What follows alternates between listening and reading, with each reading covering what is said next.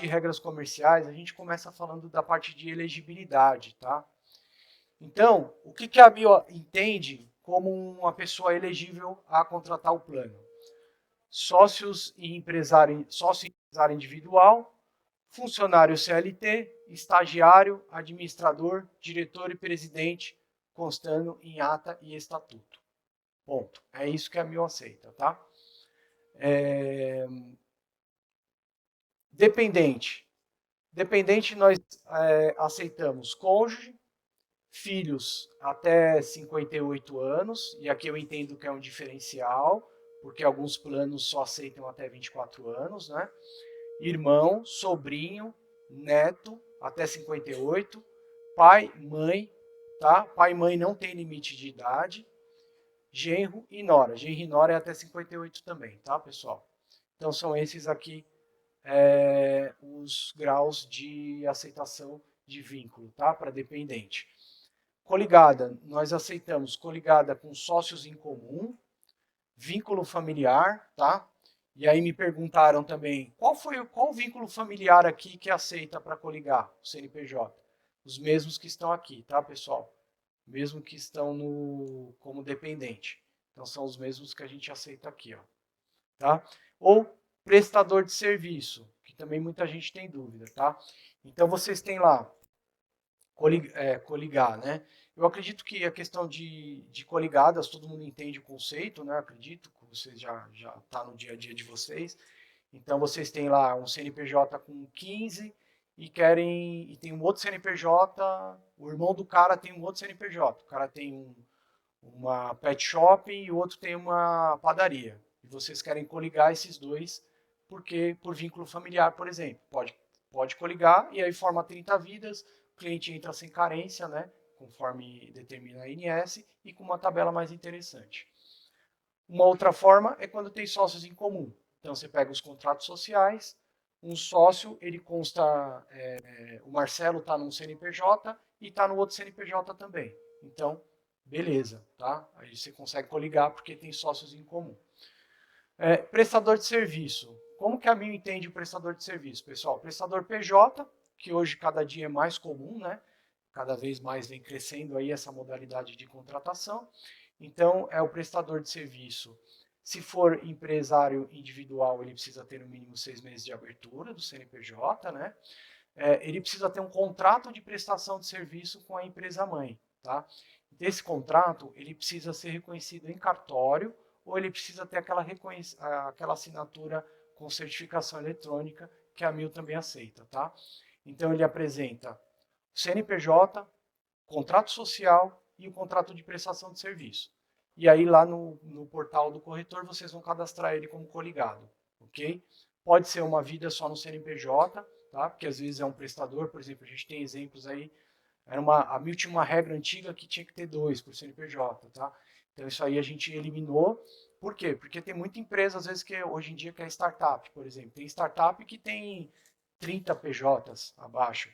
E os PJs são pessoal jovem, na faixa etária de 20 e poucos anos. O cara não é casado ainda, não tem filho, não tem ninguém para colocar no plano. Então ele entra sozinho com o CNPJ dele, né? Então beleza, a MIL aceita, tá? Mas desde que tenha essa documentação para poder fazer coligar, tá? O que a MIL não aceita? A MIL não aceita segurança armada, entregas rápidas, né, motoboy e empresa pública, porque a empresa pública tem que contratar todo o serviço por meio de licitação, não pode fazer diretamente, né? A gente teve até um case aqui do Vitor, né, que ele tinha uma empresa, por exemplo, pessoal, e aí você precisa estar muito atento a isso, porque tem um analista que vai lá, bate o olho, vê a razão social, às vezes nem olha direito na correria e não vê direito o que a empresa faz. Então ele tinha uma empresa que na razão social estava escrito delivery, mas a empresa não fazia delivery. Então o Vitor prontamente ele identificou que devolveu a proposta e me ligou, falou, Rodrigo, essa devolução aqui é delivery, mas a empresa não faz delivery.